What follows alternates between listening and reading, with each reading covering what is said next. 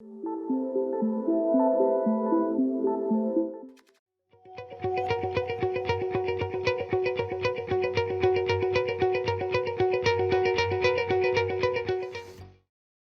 noite, então, todo mundo. Eu vou começar fazendo uma introdução a respeito dos nossos eventos em geral, ao INSPER e a plataforma de empresas familiares.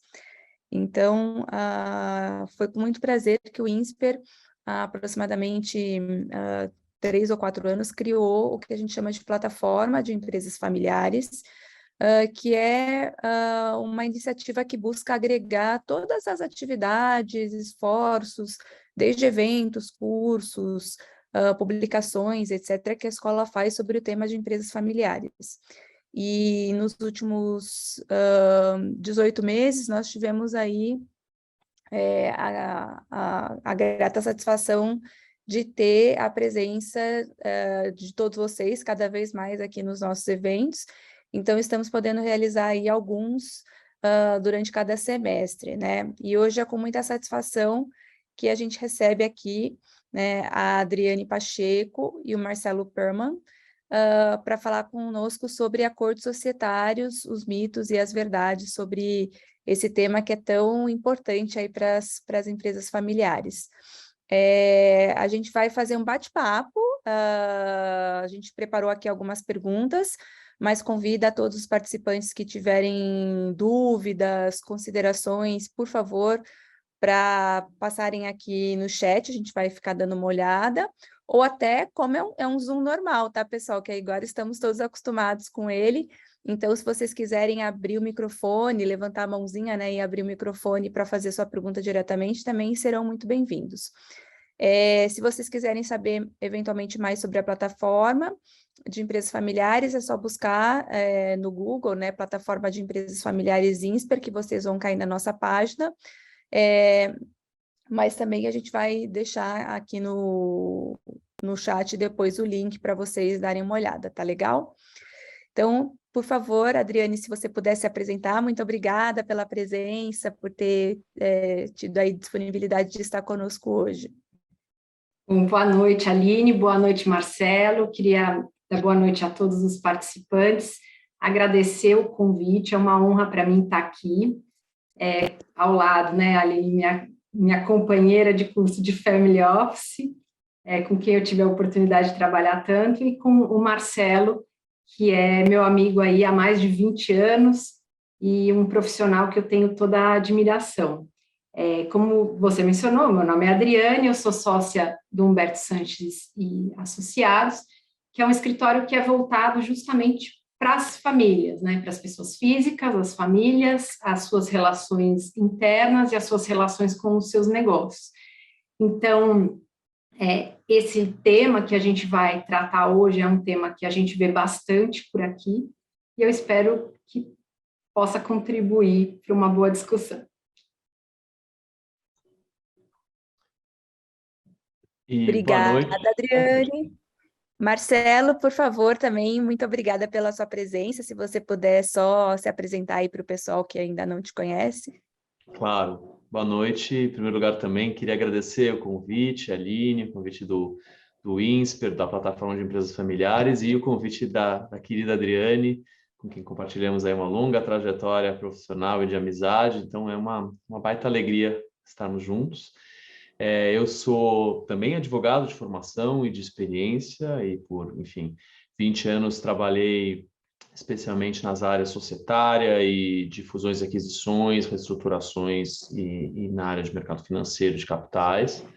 E relativamente recentemente, né, há 2 anos, eu fiz uma transição profissional e hoje eu me dedico à atividade de mediador de disputas empresariais, né, de conflitos de empresas, e nesse campo e nesse universo, certamente com bastante concentração nos conflitos de grupos familiares, de famílias empresárias, de empresas controladas por famílias, onde eu encontro aí, enfim, os temas dos acordos de sócios com bastante proximidade. Então, vai ser um prazer bater esse papo também.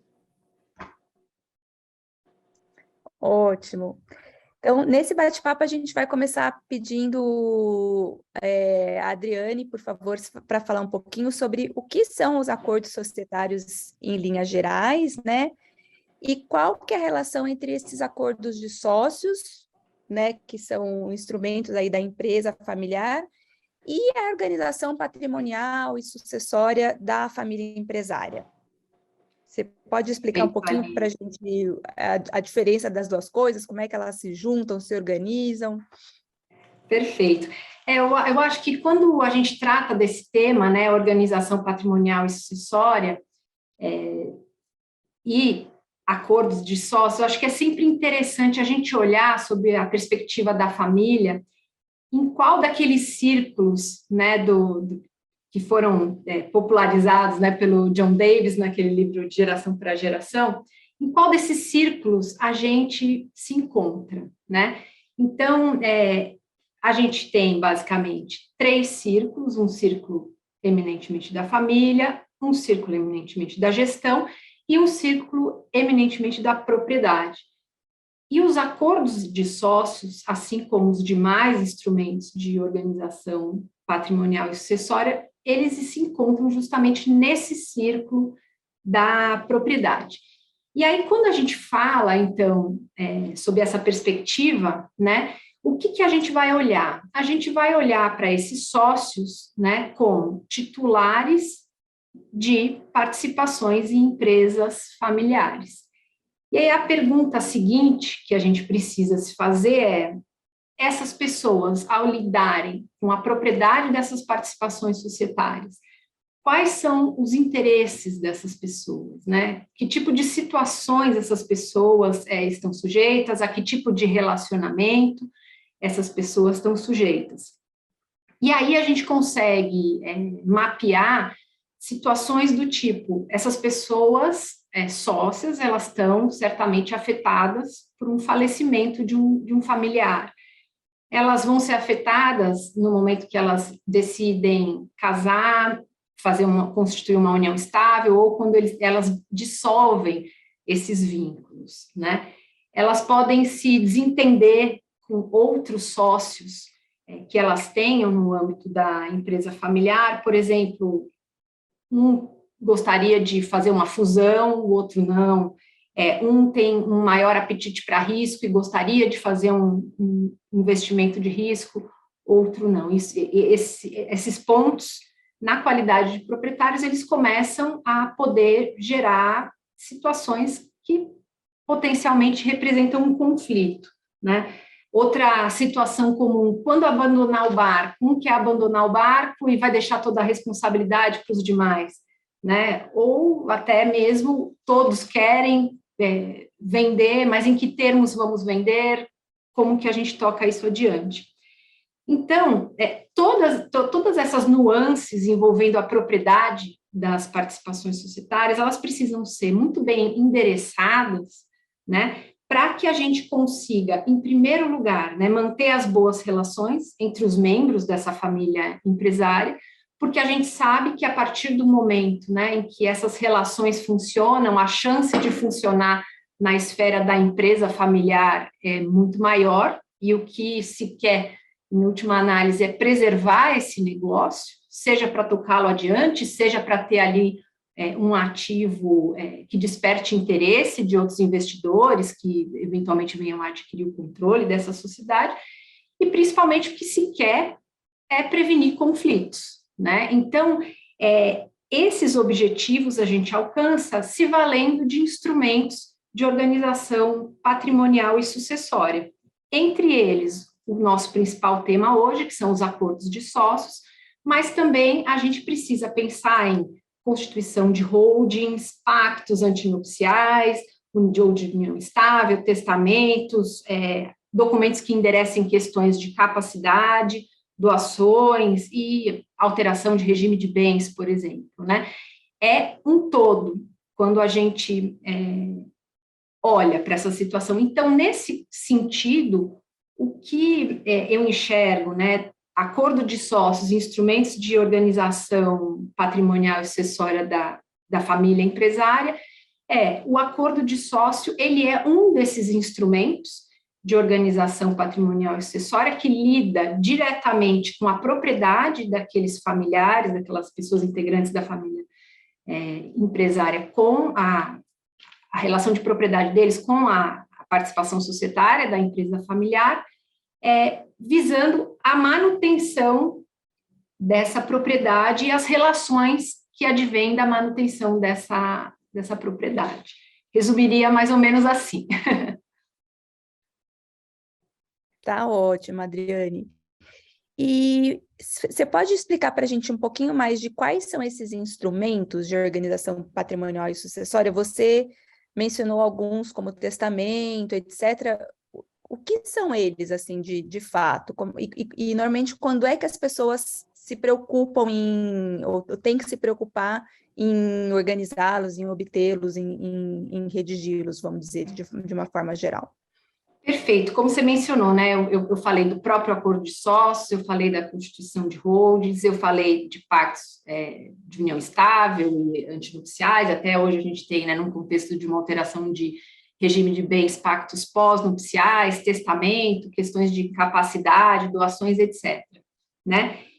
E aí, se a gente for olhar para cada um desses instrumentos, eu dividiria esses instrumentos em dois grandes conjuntos, que seriam aqueles instrumentos que vão lidar diretamente com a transmissão da propriedade, né, do ativo, no caso, a participação na empresa familiar, e aqueles instrumentos que vão lidar com a manutenção dessa propriedade e considerar as relações que se perpetuam no tempo. Então, por exemplo, né, um testamento. Um testamento vai versar principalmente sobre a transmissão da propriedade. E ele vai paulatinamente se enfraquecendo conforme o testador pretenda inserir no testamento questões relativas à perpetuação das relações entre os sócios. A gente brinca muito que é um grande problema o testador que quer rule beyond the grave, né? Ou seja, ele quer ali ter um poder de decisão tão absoluto que ele quer, na minúcia, determinar o que vai acontecer. E isso, na minha visão, acaba fracassando na maioria das vezes, né? Então, nesses instrumentos, o objeto principal tem que ser estabelecer nortes, diretrizes e como vai se dar a transmissão dessa propriedade.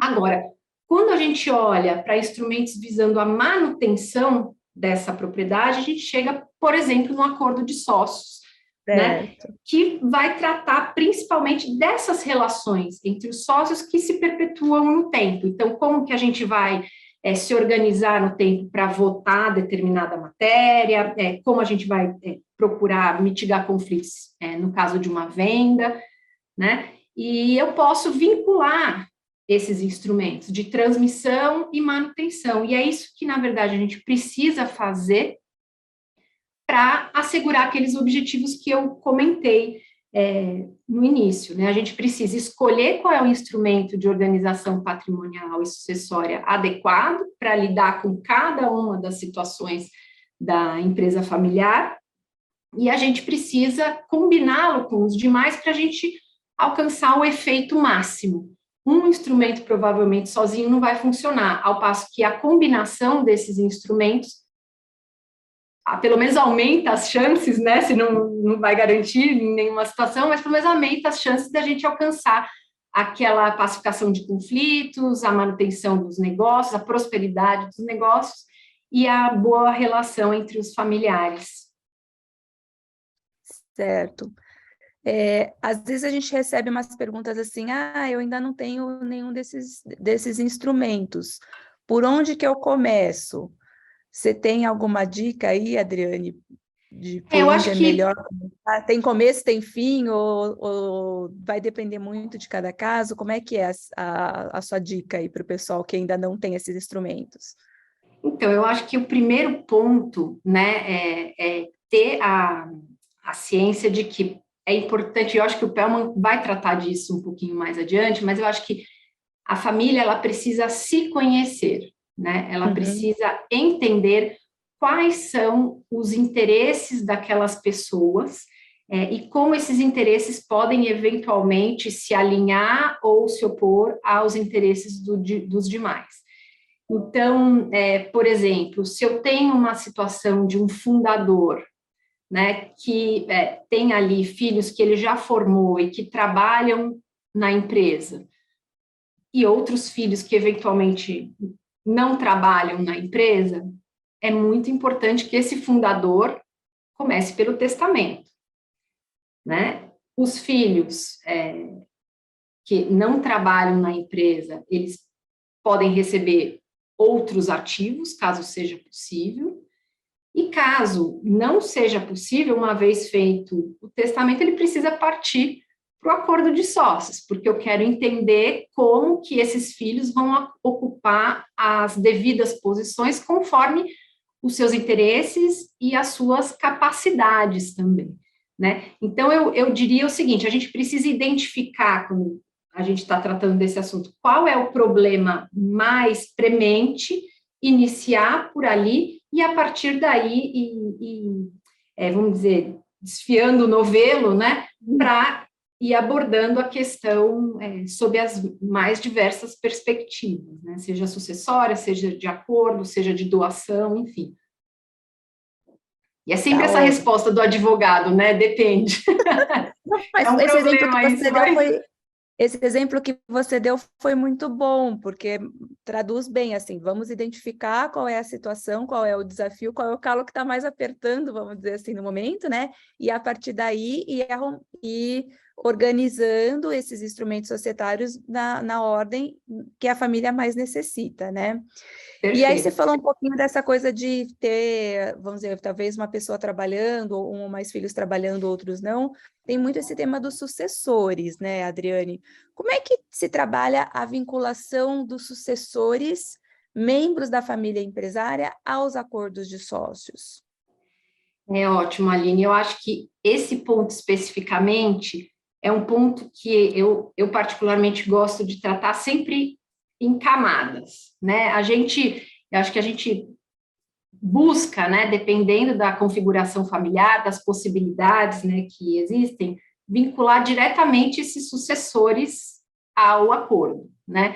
Seja porque eles têm ali uma determinada participação societária já um pouco menor, mas isso faz com que eles possam figurar dentre as partes do acordo como sócios, ou pelo menos que eles tenham evidente conhecimento daquele acordo de sócios, assinando, por exemplo, como intervenientes anuentes, né? Então, isso eu acho que é o mundo ideal, vamos dizer assim, né? Se for possível.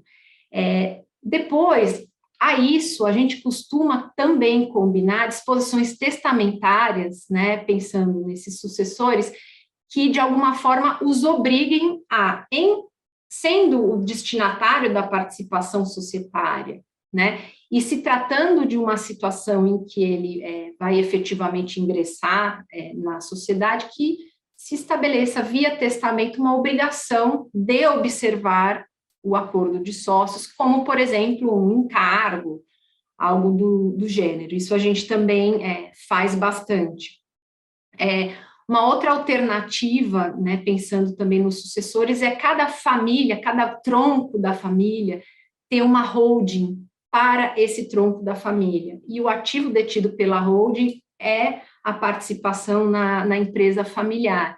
E, por sua vez, quem está vinculado ao acordo é uma entidade, a holding, e aí você consegue disciplinar também de uma maneira interessante essa vinculação. E aí também tem um outro ponto que eu gosto de tratar, que é a vinculação per se, né? Poxa, e se eu não fizer nada, né? Os acordos, eles sempre trazem aquela disposição de esse acordo vincula os sucessores e herdeiros das partes, né? E existe um acórdão do STJ, que é um acórdão que eu gosto muito de fazer referência quando a gente trata desse assunto. Ele não é relativo ao acordo de sócios, mas o raciocínio que foi desenvolvido nesse julgado, eu acho que ele é em todo aplicável à questão do acordo de sócios, né? O que aconteceu nesse caso específico? E o STJ entendeu pela vinculação per se dos sócios, no caso, a cláusula arbitral que estava prevista no contrato. O STJ, justamente, ele disse como a disposição da cláusula arbitral, e eu entendo também a vinculação ao acordo de sócios, diz respeito ao pacto social como um todo, eu preciso entender que aqueles que disciplinaram a matéria podem transmitir adiante essa obrigação de seguir vinculado. Né? Eu estou até com uma parte aqui desse acórdão para tratar, então, veja bem, aqui a matéria é cláusula arbitral, né? Os herdeiros, os sucessores, eles receberam participação numa sociedade limitada, eles não queriam permanecer como sócios nessa limitada, e começou a haver uma briga sobre qual seria o valor dos haveres, então, desses herdeiros que não ingressariam como sócios. E o contrato social previa que essa questão precisaria ser submetida à arbitragem. E os herdeiros trouxeram essa questão, olha, o direito da sucessão é um direito indisponível, então eu não posso me vincular aqui à arbitragem, que não permite esse tipo de solução para matérias de direitos indisponíveis. E aqui, quando o relator, que era o Marco Aurélio Bellisi, foi dar o voto, ele tem um trecho que eu acho que é muito significativo para o nosso tema de vinculação de sucessores aí ao acordo de sócios, né? Ele diz assim, se ao sócio não é dado afastar-se das regras e disposições societárias, em especial do contrato social, em especial, né, não exclusivamente, aos sucessores de sua participação societária, pela mesma razão, não é permitido dela se apartar, sob pena de se comprometer os fins sociais assentados no contrato e a vontade coletiva dos sócios, representada pelas deliberações da sociedade. Então, apesar do tratamento vinculação de sucessores ao acordo de sócios, a gente sempre buscar, né, criar a maior vinculação direta possível sobre essas camadas que eu mencionei. Eu entendo que existe também a vinculação independente desses sucessores ao acordo de sócios. Ótimo. A gente está com uma pergunta adicional aqui sobre os instrumentos, Adriane, perguntando sobre o pacto familiar. Uhum. Bom, então, vamos lá, o pacto familiar, é muito boa essa pergunta, porque ela tem a ver com aquilo que eu comentei lá no início. Em qual círculo, né, nós estamos falando aqui quando a gente olha para a empresa familiar, né? O acordo de sócios, ele vai se inserir no círculo da propriedade, como eu mencionei. O pacto ou protocolo familiar, ele vai dizer respeito à família.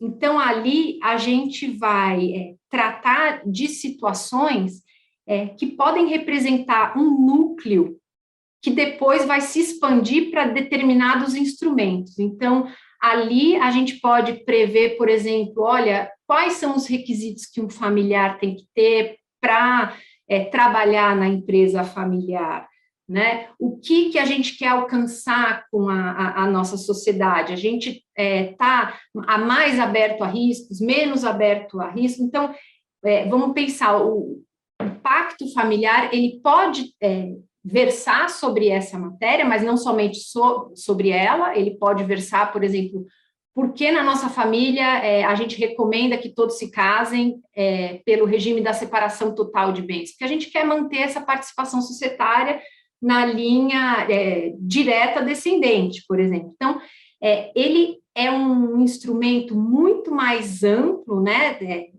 de disciplina da governança familiar que o acordo de sócio, mas, ao mesmo tempo, ele é um núcleo do qual emanam diversos outros instrumentos que vão tratar dos pontos específicos centrais que estão tratados ali. Então, eu não sei se ficou claro, mas são círculos diferentes, em primeiro lugar, sendo que o pacto familiar, o protocolo familiar, ele pode ser o gatilho para a família identificar justamente que é necessário fazer um acordo de sócios tratando da relação de propriedade daquela pessoa especificamente com a participação na empresa familiar. Ele gera e provoca esses diálogos, né, Adriane? Exatamente. Que nos outros círculos, ótimo, ficou claro. Pessoal, se tiver mais perguntas, pode ir fazendo igual a Caroline aqui que colocou no chat, a gente vai encaixando aqui. Agora a gente gostaria de pedir para o Marcelo nos ajudar com um ponto de vista, Marcelo, sobre assim, de tudo que a Adriane discorreu aí, né, sobre a importância, o papel do acordo de sócios, como que a elaboração de acordo de sócios pode permitir que ele cumpra um propósito grande, né, que é mitigar aí os riscos de conflitos entre os sócios? Então, vamos lá. Obrigado, Aline. Acho que pegando o gancho em, enfim, vários elementos importantes que a Adriane trouxe, né? Então, o acordo dos sócios nessa função de, enfim, manter, de regular, né, a manutenção do exercício da propriedade, né, das participações societárias, de determinar como que são tomadas as decisões na sociedade sobre operações, sobre alienação, enfim, quer que seja, né?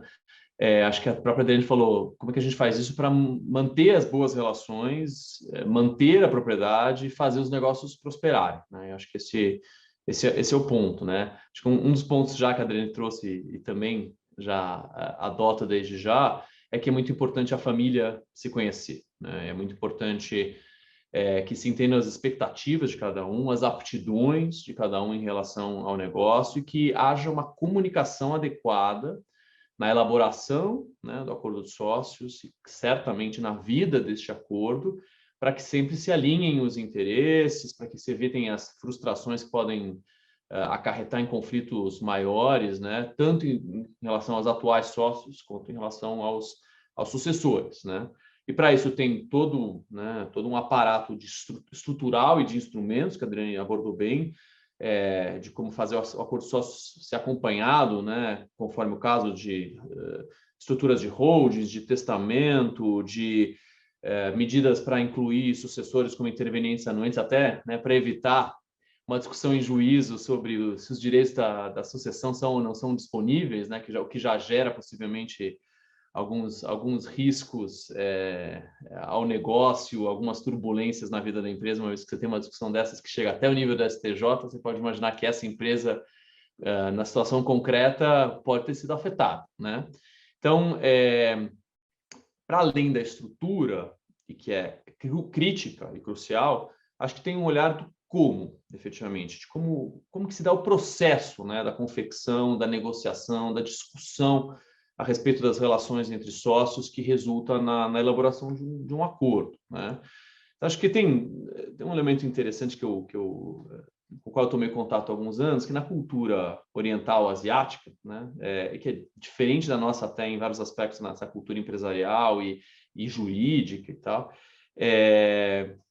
existe um olhar de celebrar, ou existia pelo menos, acho que hoje em dia também na prática lá também é muito influenciada por outras práticas também ocidentais de confecção de contratos, mas existia um olhar de se celebrar contratos muito mais curtos, contratos sem hipóteses do que pode dar errado, tanto assim, né? Sem prever os remédios, prever as penalidades e tal, porque tem um olhar cultural que eu acho que é interessante, de que o contrato ele reflete um compromisso, né, com o futuro, né? Ele reflete um desejo de todos do que deve ser a relação entre os contratantes, né? E nesse caso, entre os integrantes da família, sócios de uma determinada empresa, qual que enfim, ele é quase uma peça, né, de otimismo e de esperança em relação a esse futuro. Então, não se escrevia, pelo menos, sobre o que pode dar errado, né? E num olhar de que a relação contratual é viva depois do contrato, ela tem flutuações, as circunstâncias mudam, as negociações são diárias, e é preciso manter viva a comunicação adequada para evitar rupturas e conflitos maiores. Não acho, evidentemente, que essa seja a prática aqui, e nem poderia ser. Eu acho que a gente sabe aqui, efetivamente, que há lacunas contratuais, mas existe na nossa cultura um olhar de antecipar riscos, possibilidades de situações darem errado, prever como que se dá a solução de disputa, seja uma cláusula arbitral, como a Adriane mencionou, ou qualquer outra coisa. Mas o espírito, em alguma medida, pode ser comparável, né? Eu acho que o olhar na elaboração de acordos sócios, né, como contratos que, vamos dizer, criam regras para relações diárias, frequentes, continuadas, é um espírito de fazer um contrato que deva dar certo no longo prazo, né? E aí entram várias providências, várias precauções importantes, assim. Ter cuidado nessa elaboração, né? E ter um olhar atento à pressa que às vezes orienta a elaboração desses instrumentos. A pressa, assim, evidentemente que a gente vai lidar com janelas de oportunidade, com uma urgência que possa existir realmente de regular uma situação para que ela não fique desregulada, para organizar, fazer essa organização de patrimônio, mas ao mesmo tempo é muito importante ter um olhar de reflexão, é importante ter times ou pessoas envolvidas com olhares e perspectivas distintas, né? Entre, enfim, os sócios, os assessores, que possam ajudar a entender se aquele documento tem o equilíbrio adequado. Evidentemente que há cláusulas de disposições que precisam ser exigíveis, né? São cláusulas que devem ser passíveis de levar numa disputa ao judiciário ou à arbitragem, que possam, vamos dizer assim, que sejam de cumprimento obrigatório e tal, mas também é muito importante ter um olhar de incentivo para um cumprimento voluntário do contrato, um documento em que haja uma adesão de todos os envolvidos e que haja uma participação de todos, que todos se sintam, vamos dizer assim, corresponsáveis por aquele documento, porque isso orienta e determina muito como é que vai ser o dia seguinte, né, da celebração desse instrumento, né? Então, isso afeta a negociação, afeta uma negociação em que é importante compreender os interesses e necessidades dos dois lados, compartilhar informações, testar as expectativas, as aptidões, fazer testes de realidade para ver o que é factível, o que não é, o que cada lado está pronto e disposto a cumprir, enfim. E substituir, talvez nesse sentido, aquilo que às vezes é típico numa negociação contratual, que é uma negociação com base em posições de barganha, quem tem mais força, efetivamente, de fazer prevalecer uma visão para aquele contrato, para aquele acordo, de inserir uma determinada cláusula que está numa posição de força, isso, enfim, é legítimo na negociação, mas, de novo, isso também oferece riscos para o cumprimento no dia seguinte. E ao invés disso, ou pelo menos junto com isso, ter um olhar de entender qual que é o benefício comum de cada um, quais são as alternativas que atendem esse benefício comum, como é que você aloca riscos de lado a lado de uma maneira adequada e riscos que sejam suportáveis para cada um dos lados, né? Como é que você otimiza até economicamente os contratos com esse olhar, oferece maior satisfação para todos e aí justamente esse incentivo de cumprimento voluntário. E nesse contexto, né, também, evidentemente, antecipando temas que possam gerar divergência futura, elaborando, né, cláusulas e mecanismos de resolução de disputas que sejam customizados para aquela situação, que sejam eficazes. Então, assim, se já existe muitas vezes um certo efeito nocivo de um início de uma disputa, como é que você cria incentivos para as partes negociarem previamente? Como é que você prevê, possivelmente, mediações antes do ingresso com uma disputa adversarial no judiciário ou em arbitragem? Como é que você assegura confidencialidade para preservar a reputação, imagem e mitigar, né, riscos de turbulência ao próprio negócio? Como é que você cuida para que as decisões societárias não se paralisem quando um conflito aparece? Então, assim, isso também, evidentemente, entra no quadro geral. Mas é isso, é um olhar de como que vai ser o dia seguinte, como é que você previne ou mitiga conflitos eventualmente mais nocivos para a vida da sociedade e para as relações familiares, né? Ótimo. E se a gente fosse falar um pouquinho agora das matérias, né, que fazem parte aí do cerne desses acordos de sócios, né?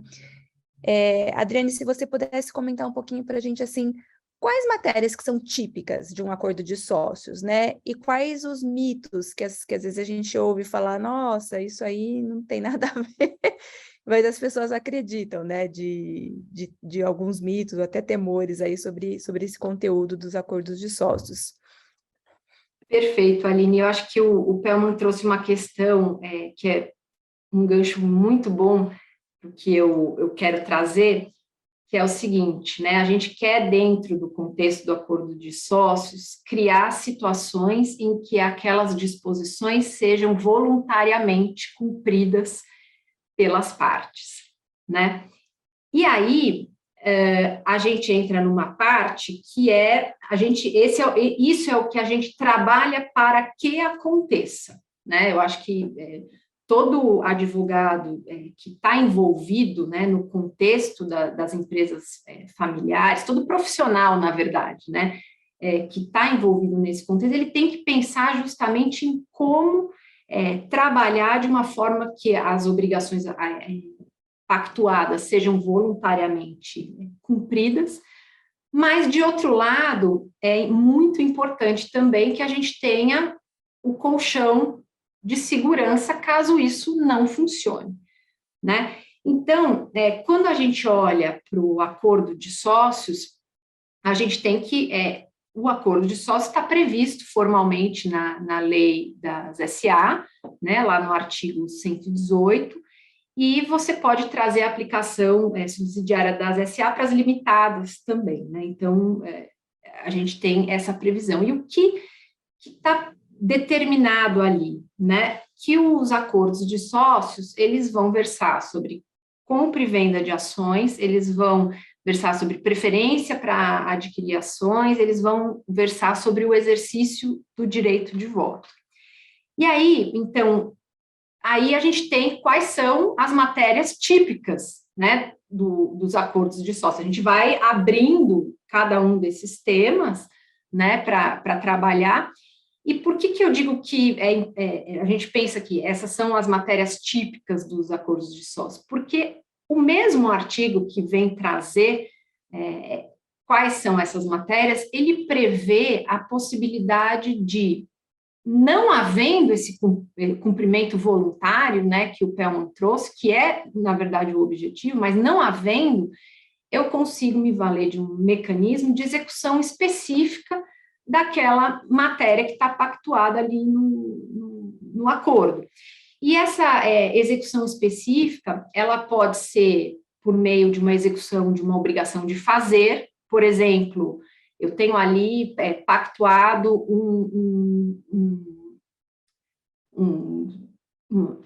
tag-along, por exemplo, né? Eu tenho que poder carregar aquela participação. Eu tenho uma cláusula arbitral, né? Eu tenho que poder obrigar os meus sócios a cumprir aquilo que está pactuado. Então, quando a gente pensa nesse sentido, é muito importante que a redação do acordo de sócios contenha matérias e ela seja preparada de uma maneira que, não havendo esse cumprimento voluntário, a gente consiga efetivamente obter a providência equivalente àquele cumprimento, seja uma obrigação de fazer, seja, aí especificamente, né, no caso do voto, uma obrigação de manifestar uma vontade num determinado sentido que está ali pactuado. E nesse sentido, a própria lei também prevê que, né, quando existe uma previsão, né, para uma deliberação prévia ali, conforme a previsão do acordo de sócios, e um desses sócios que integra o acordo vai lá e tenta voltar diferente, o presidente da Assembleia não computa esse voto, né? Então, eu diria o seguinte: as matérias típicas que é importante que exista nos acordos são matérias que permitam essa execução, né, para que aquele instrumento cumpra efetivamente a sua função. Então, por exemplo, né, e aí matérias relacionadas, por exemplo, ao voto, né? Como a gente vai orientar, no geral, os negócios dessa sociedade? Como que a gente vai trabalhar, por exemplo, novos negócios em que essa sociedade venha a se inserir, né? Quando a gente fala aí das transferências das ações, como que isso é um ponto bem importante quando a gente fala, né, de famílias empresárias, como eu regulo, por exemplo, transferências de participação societária que são permitidas, né? Então, muitas vezes a gente tem ali os sócios, pessoas físicas diretamente vinculados ao acordo, mas conforme as gerações vão evoluindo, é interessante que eu tenha holdings para cada braço da família. Então, eu tenho que ter, por exemplo, transferências permitidas para veículos que sejam controlados por aquele sócio, ou até mesmo, por exemplo, pensando num sócio eventualmente incapaz, até mesmo para um trust, né, que possa ter essa atuação no lugar de, eventualmente, um incapaz. Então, essa é uma outra matéria. E aí a gente tem, né, o tag-along, o drag-along, o put, o call, os direitos de preferência e uma outra cláusula ali que a gente sempre tem em mente, e isso eu me lembro de um caso que a gente estava revendo um acordo de sócios, eu particularmente sob a perspectiva da família e sucessões, e uma das questões que foram trazidas poxa, eu estou montando aqui um negócio que num determinado momento eu quero vender, eu quero passar adiante, né, por uma questão ali de configuração, enfim. E se eu falecer, todo o meu trabalho aqui de construir uma empresa que possa ser vendida no futuro, eventualmente, para algum investidor, se isso acontecer logo após o meu falecimento. Então, eu também prevejo no acordo de sócio cláusulas que beneficiem, né, aqueles que venderam a participação ali por um determinado preço, ou, né, uma vez que eu transmiti essas participações para um terceiro, que eu me beneficie de uma venda a um valor maior do que aquele que foi feito, né? E quando a gente tem também muito situações em que eu não tenho um mecanismo que fique claro como resolver um determinado impasse, né, eu obrigo a vender ou a comprar para resolver esse impasse. Então, essas, de uma forma geral, são as matérias, né, que esmiuçam aqueles pontos que estão previstos na lei das SA, né, compra e venda, preferência para adquirir ações e exercício do direito de voto, são as matérias típicas, né, do acordo. E aí, onde começam as questões que, na minha visão, são mitos, né? Eu acho que começam em situações em que eu tenho o que é impossível você ter essa execução específica da disposição, né? E eu acho que o caso clássico desse tema é aqueles acordos que prevêem, justamente como eu mencionei antes, o regime de bens que um determinado sócio deve se casar, né? Eu não me casei por esse regime de bens. Como que eu vou para um juiz e falo, obrigue ele a se casar, a alterar aquele regime de bens? Então, essas matérias, vamos dizer assim, ou por exemplo, quantos cursos, ou enfim, eu tenho que ter o direcionamento geral, né? Eu preciso que pessoas que ingressem na sociedade para trabalhar na sociedade sejam pessoas que tenham uma determinada competência. Aí eu vou dizer que a competência não sei, tem que ter um MBA fora, tem que ter trabalhado assim, assado.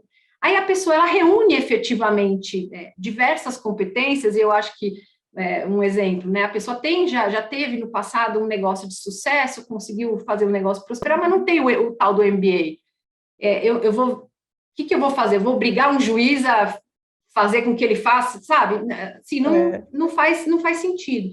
Então, eu acho que essas questões, que são questões que, não obstante, né, elas influenciam a família, elas são relevantes para a família, elas podem estar previstos naquele outro documento, né, que foi objeto da pergunta da Caroline, né? Eu posso ter um documento que consubstancie várias questões que dizem respeito à família empresária, né, às suas relações entre os membros, ao que eu vislumbro para o futuro, etc.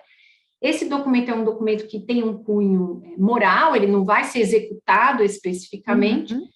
E aí entra o ponto que o Pelman trouxe também. Esse instrumento, né, pensado pela família, ele precisa ser muito bem discutido, ele precisa ser muito bem pensado, porque justamente ele tem força moral e o cumprimento ali é sempre voluntário, né? Então, eu acho que se eu fosse trazer para você o que eu acho que existe de principal entre mitos e verdades, é essa colocação de matérias não pertinentes ao acordo como se fossem vinculantes da maneira em que se pretende fazer que o acordo vincule.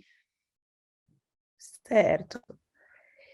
E aí, muitas vezes até a inclusão dessas matérias que não deveriam ser matéria de acordo, elas acabam gerando conflitos, né?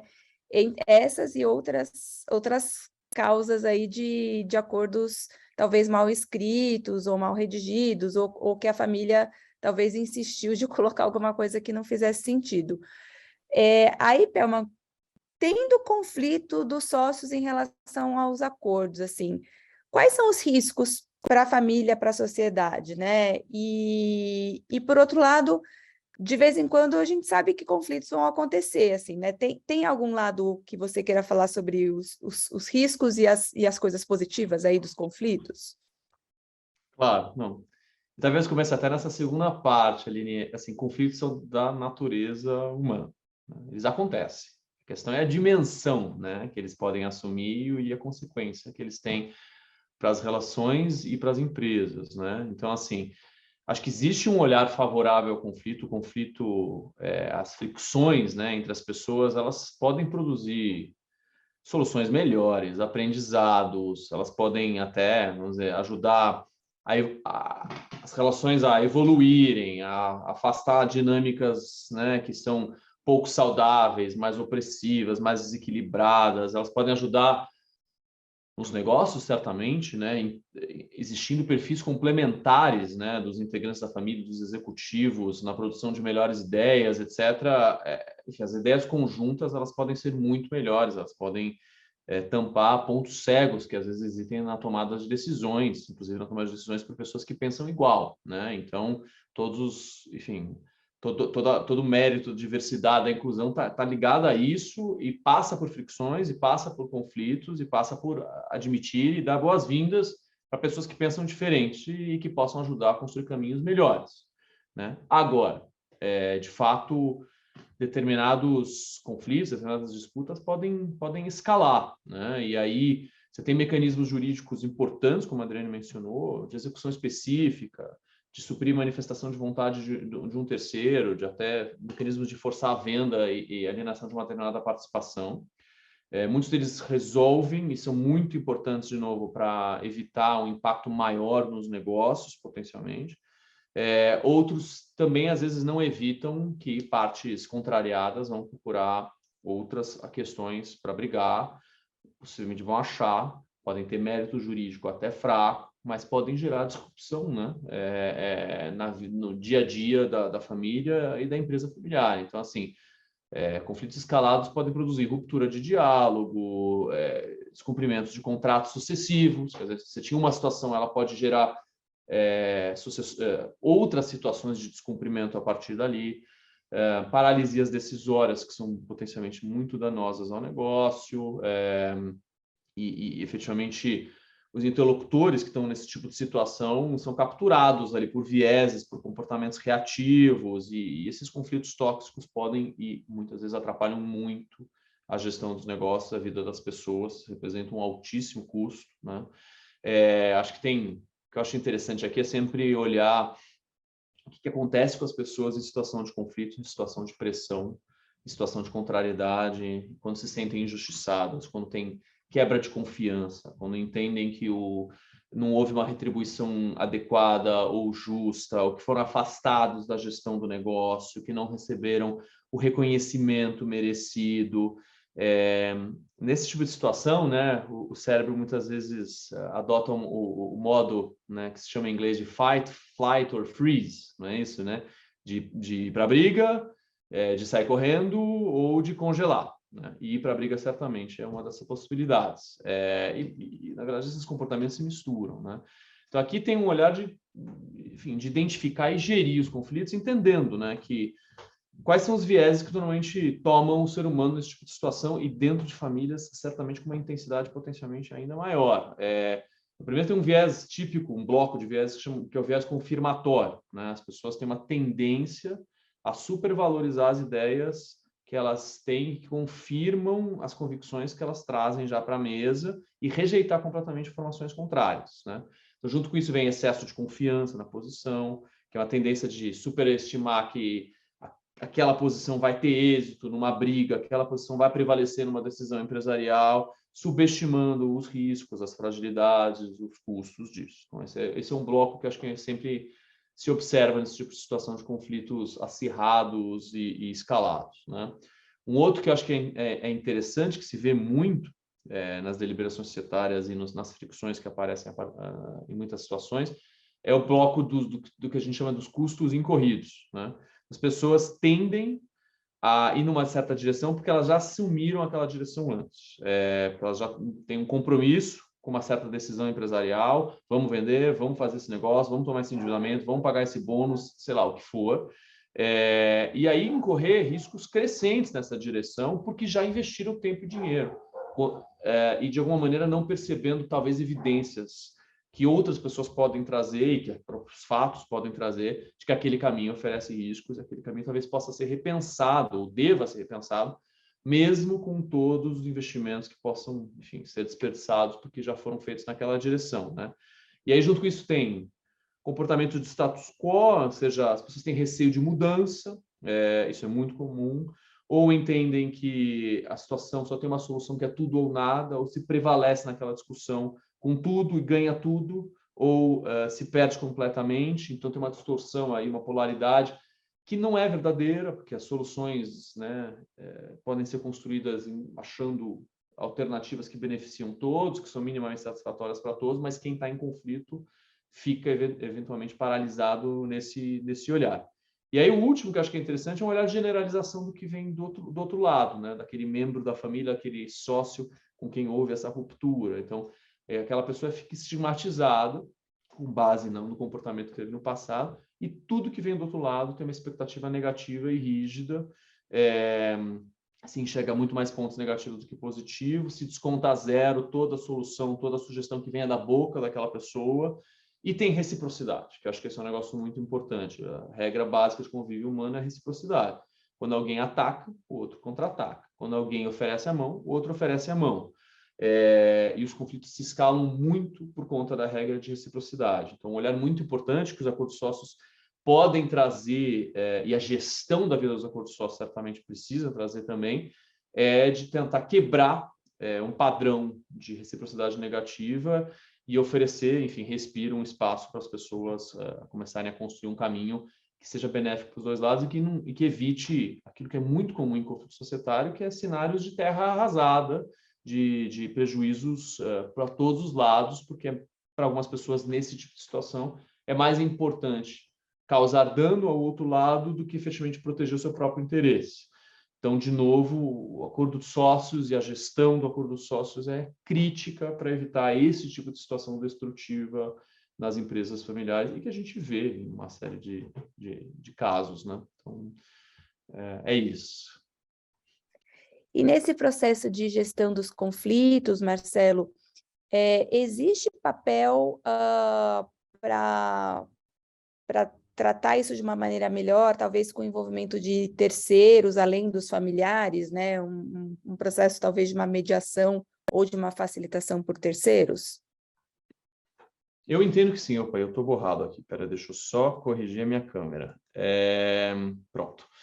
Eu entendo que sim, eu entendo que justamente nessas situações em que as pessoas estão capturadas por esses vieses, por esses comportamentos reativos, ter uma voz de um terceiro neutro, de uma pessoa de confiança, de alguém que viu a história da família, de alguém que será próximo do patriarca, de alguém que, enfim, é muito, muito importante para ajudar que mensagens sejam transmitidas de forma adequada de um lado para o outro e sejam recebidas de forma adequada. Porque, às vezes, o conteúdo dessas mensagens pode até ser construtivo, pode até ser razoável, pode haver propostas importantes para trabalhar em cima e elas, eventualmente, podem ser desperdiçadas no contexto dessa captura, né, do comportamento das pessoas.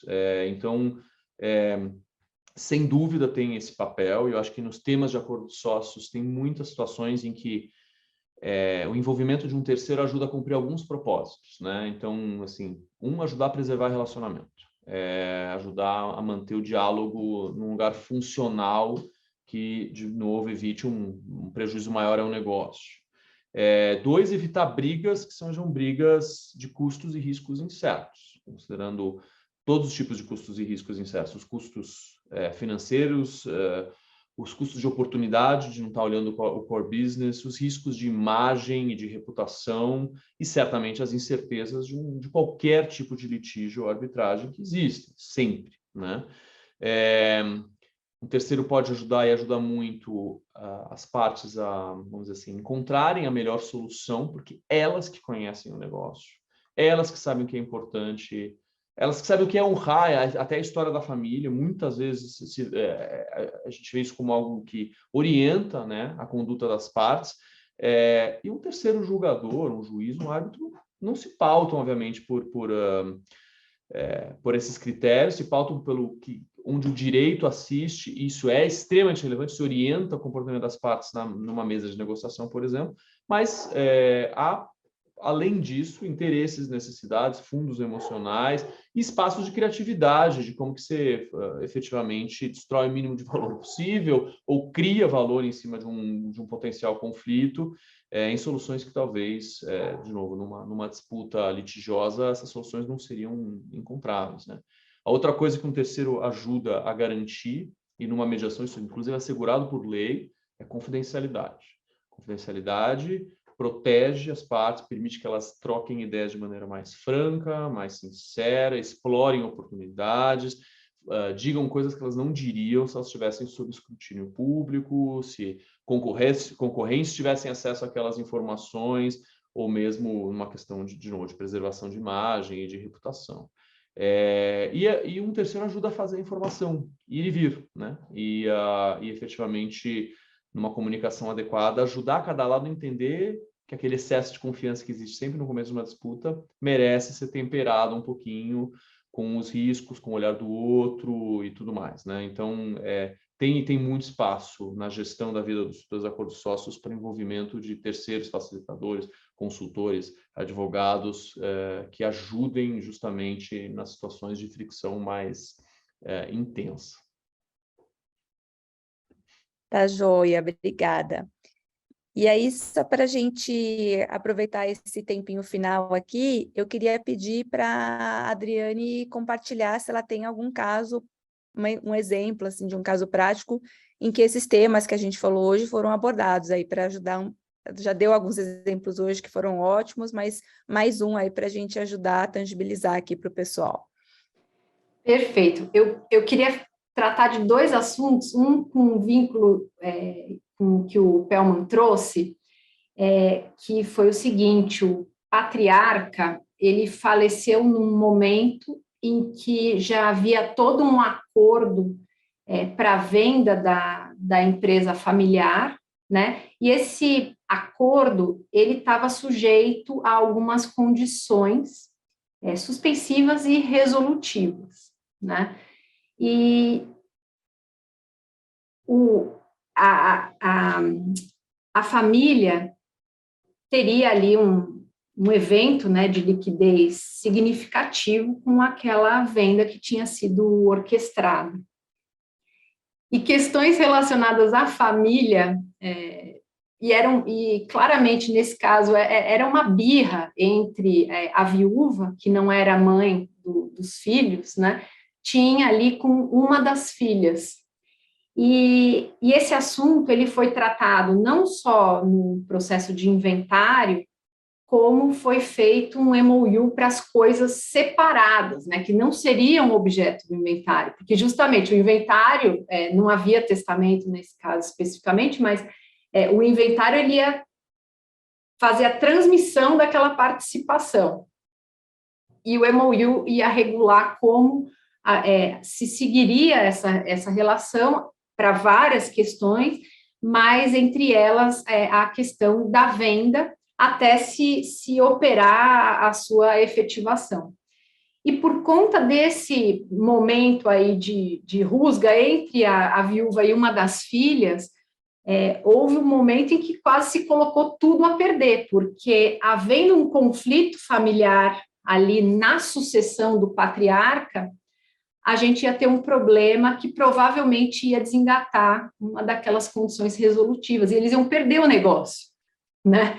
E foi, eu lembro que foi um feriado que eu e a advogada dos filhos, né, a gente passou ali fazendo uma doutrina justamente desse ponto que o Pellman trouxe, né? Quais são as consequências do que a gente vai fazer? Será que você não entrou aqui num viés de trazer à tona uma série de mágoas, uma série de questões passadas, né, de quando seu pai era vivo, pelo fato de a gente estar aqui diante de uma filha do primeiro casamento e tudo mais? Então, assim, foi um processo que claramente a rusga familiar ia acabar com a galinha dos ovos de ouro que estava sendo transmitida naquele inventário. Não é um assunto que tem acordo de sócios, mas eu acho que está muito na linha do que o Pellman trouxe. E eu sou uma advogada que tem o foco, né? Eu nasci fazendo direito de família e sucessões no contexto da organização patrimonial e sucessória, que deu para perceber, considerando meus exemplos, as coisas que eu falo e tudo mais, né? E eu fui procurada uma vez por um empresário. Ele tinha a maior parte de uma empresa bastante grande, bastante relevante no setor de atuação específico dele, e ele era a figura que era a empresa, né? Então, assim, eu não, naquele momento em que a gente estava discutindo a sucessão dele, ele não conseguia enxergar dentro da empresa um sucessor capaz de levar o negócio adiante. E isso fez com que ele resolvesse impor a venda daquela sociedade pelos herdeiros. Então, o que ele dizia para mim era: Adriane, eles vão receber, se eu não tiver conseguido vender a participação societária, se eu não tiver conseguido vender, eles vão ter que receber essa participação e imediatamente eles vão ter que alienar. E as condições que ele colocou para alienar, e ele queria incluir essas condições no testamento, eram páginas e páginas de sei então. E eu olhei e falei: olha, esse testamento ele é simplesmente inexequível, vai dar briga ou vai dar briga? E a gente ainda tinha uma questão, né? Eu tinha ainda a possibilidade de acontecer um milagre e não ter não haver uma controvérsia entre aqueles herdeiros, mas eu tinha uma questão sucessória ainda que era muito complicada, que era a seguinte: a empresa representava uma parcela do patrimônio desse empresário tão grande, que ela necessariamente invadia aquela parte que não tem discussão, é a legítima, ela precisa ir para determinados herdeiros. E para a legítima eu tenho uma restrição, que eu não posso determinar que os bens da legítima sejam convertidos em bens de outra espécie. Então eu dizia para ele o seguinte: olha, você não pode dizer eu quero participação societária convertida em liquidez, porque você tem uma vedação expressa legal. E a gente não pode deixar... Lógico que, eventualmente, os advogados, os filhos, não iriam nesse detalhe, mas a gente não podia correr esse risco, porque era um dispositivo legal que acabava com tudo aquilo. E a alternativa apesar dele ter me procurado para fazer o testamento, a alternativa que foi dada para ele foi acordo de sócios, porque todo aquele regramento, né, que ele tinha foi inserido no acordo de sócios, e ainda eu tinha ali uma opção de compra de um determinado sócio adicional, que, se não fosse verificada a situação, né, e o filho efetivamente se obstasse à venda, ele estava vinculado ali àquela opção de compra, e o preço era justamente o equivalente ao que fosse negociado com o terceiro que se encontrou para substituir. Então, esse foi um caso que, para mim, foi muito emblemático de alguém procurar, né, com um objetivo, que é fazer o testamento, e a solução para aquela questão que se colocava e que ensejava aquele desejo de fazer a disposição de última vontade, ela foi uma disposição de acordo de sócios. Lógico, ele teve que fazer também o testamento, mas o testamento sozinho não funcionava, ele só funcionava combinado com um acordo. Então, esse caso foi muito marcante para mim, porque demorou bastante para a gente conseguir convencer, primeiro, a gente chegar nessa conclusão, porque quando você está ali no olho do furacão, às vezes é difícil você tomar uma distância, né, para poder trazer as ponderações adequadas para o cliente, e convencê-lo depois de que o caminho mais adequado para endereçar o problema dele era combinar o testamento necessariamente com o acordo de sócios. Ai, super úteis os exemplos, Adriane. Acho que deu para clarificar bastante situações que parecem até, vamos dizer, raras, mas não são, né? Justamente. São bastante comuns, assim, da gente ter esses desejos específicos aí, né, dos fundadores ou dos sucedidos, ou situações aí de disputa entre os futuros sócios. Então, super obrigada aí pelos exemplos. Acho que a gente não tem mais nenhuma perguntinha agora no chat, não sei se alguém gostaria de deixar alguma colocação, alguma mensagem. Dá uma olhadinha aqui.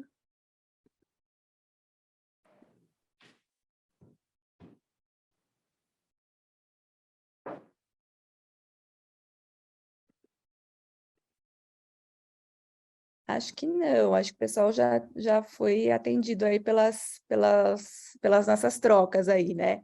Então, pessoal, queria mais uma vez agradecer a presença da Adriane Pacheco e do Marcelo Perlman, e convidar vocês para outros encontros aí, que temos, né, vários durante o ano. Com certeza foi ótimo, vamos convidar o Marcelo e a Adriane para mais encontros aí no futuro, e encontro vocês no próximo Insper Talks. Muito obrigada, foi um prazer estar aqui com vocês. Aline, Perlman, todos os participantes, em especial a Caroline, que trouxe aí uma dúvida para a gente. Muito obrigada e boa noite. Muito obrigado, foi um prazer.